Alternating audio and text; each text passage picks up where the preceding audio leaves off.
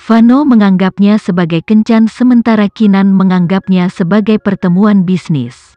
Setelah mereka membuatnya sendiri, Kinan langsung ke intinya, "Apa kamu bisa membawaku kembali ke lab?" Vano mengajukan pertanyaannya sendiri.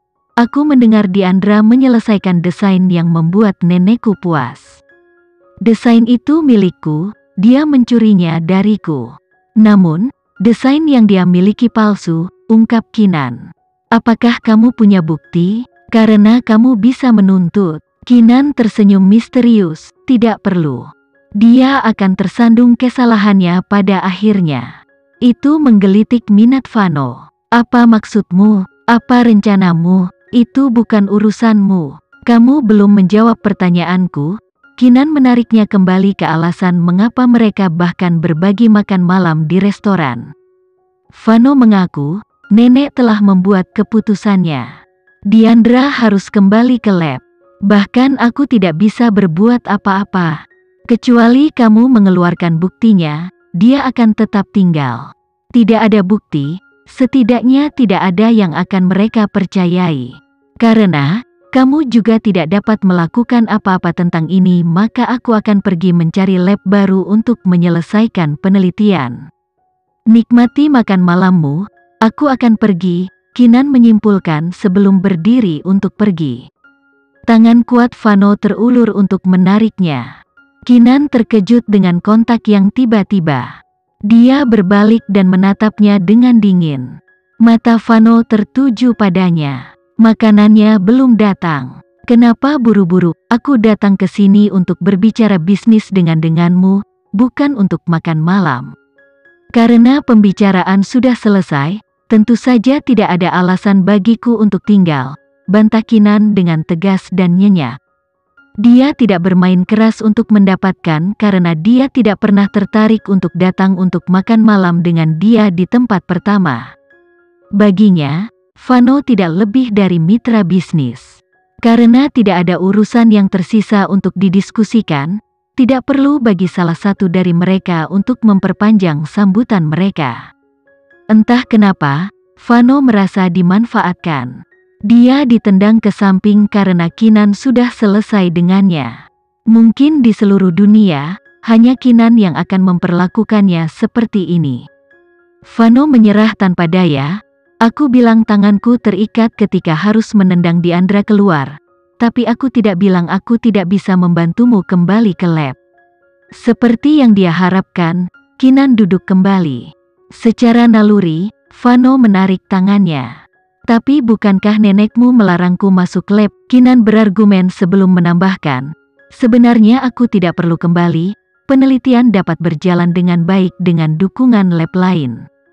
Hanya saja aku tidak ingin menyerahkan paten kepada perusahaan manapun selain kepadamu."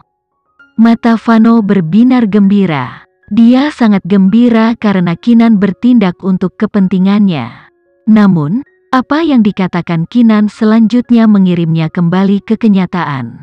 Paten yang begitu bagus harus diberikan kepada Farel.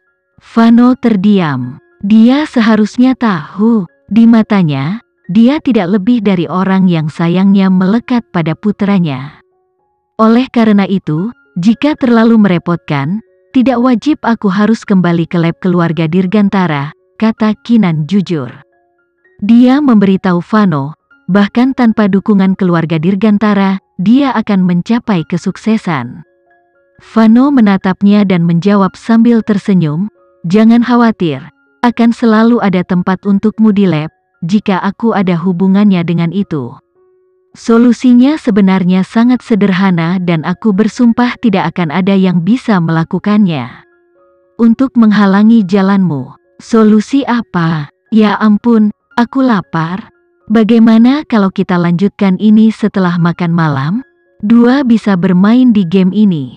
Vano tahu saat dia mengeluarkan kucing dari tas, Kinan akan bangun dan pergi. Dia tidak bisa membiarkan itu terjadi. Mengapa begitu sulit untuk memiliki kencan makan malam yang layak dengan wanita ini? Vano mengerang dalam hati. Ada antrean panjang wanita yang berharap dia akan mengundang mereka makan malam. Tetapi seperti yang sudah ditakdirkan, dia terpikat oleh seseorang yang bukan bagian dari antrian itu.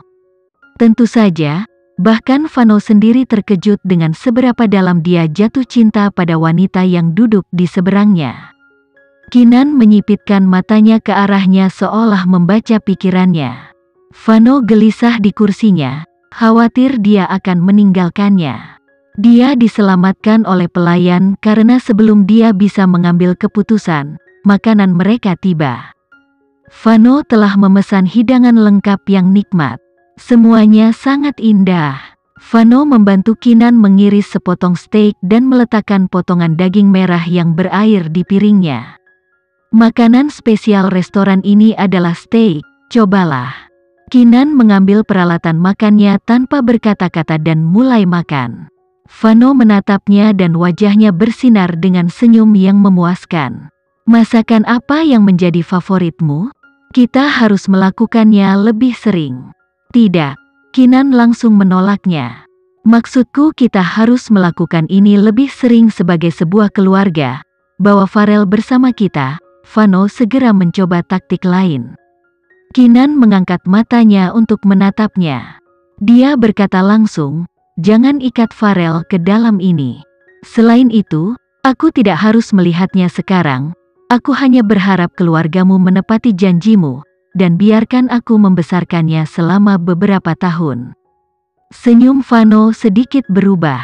Ada daya tarik di matanya ketika dia berkata, tapi itu keinginanku untuk mengembalikan Farel ke keluarga yang lebih lengkap. Bukan denganku. Kinan mengalihkan pandangannya dan terus makan. Vano di sisi lain, telah meletakkan peralatannya. Nafsu makannya hilang. Vano tidak tumpul. Kemajuannya dalam percintaan, baik eksplisit maupun implisit, ditolak oleh Kinan di setiap kesempatan. Dia tahu Kinan sama sekali tidak tertarik padanya. Dia bahkan mungkin lebih dari sedikit terganggu oleh kemajuannya yang tak henti-hentinya. Baginya, dia benar-benar tidak lebih dari objek yang tidak menarik. Dia tahu tidak ada alasan baginya untuk menerimanya, untuk mencintainya, tetapi dia tidak bisa tidak merasa terluka oleh pengetahuan itu. Mungkin ini adalah perasaan universal untuk kekasih yang tak berbalas. Melompati rintangan untuk mendapatkan respons dari satu orang yang membuat mereka jatuh cinta. Sayangnya bagi Vano, mencoba membuat Kinan berbicara seperti mencoba mengambil darah dari batu. Nafsu makannya hilang, Vano menatap Kinan dengan muram. Secara naluri, Kinan bisa merasakan tatapannya padanya. Kinan sekali lagi mengangkat matanya untuk bertemu dengannya. Dia bertanya, bukankah kamu bilang kamu lapar? Vano tidak menjawab, dia hanya menatapnya tanpa berkata-kata. Yah, karena tak satu pun dari kita lapar, mari kita mulai bisnis. Dia meletakkan peralatannya dan melanjutkan, katakan padaku, apa solusimu? Kamu bersedia berbicara denganku hanya jika itu terkait bisnis, Vano berseru, mungkin karena ketidaksabaran karena diabaikan sepanjang malam. Ekspresi Kinan tetap tidak berubah saat dia menjawab, tentu saja, bukankah selalu seperti ini di antara kita? Dia benar. Vano tertawa mencela diri sendiri. Kamu benar. Memang benar bahwa kita jarang berbicara lebih dari beberapa kata selama pernikahan kita.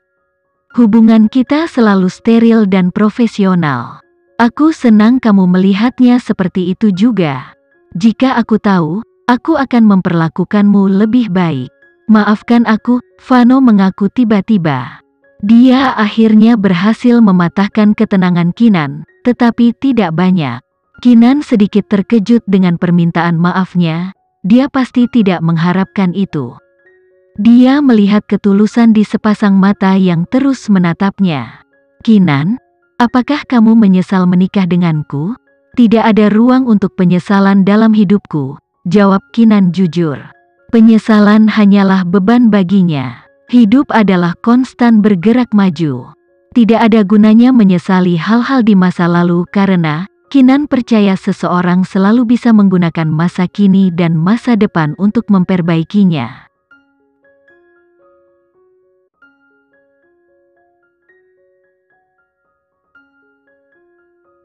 Sekian dulu ya video kali ini, kita lanjutkan lagi videonya di lain waktu.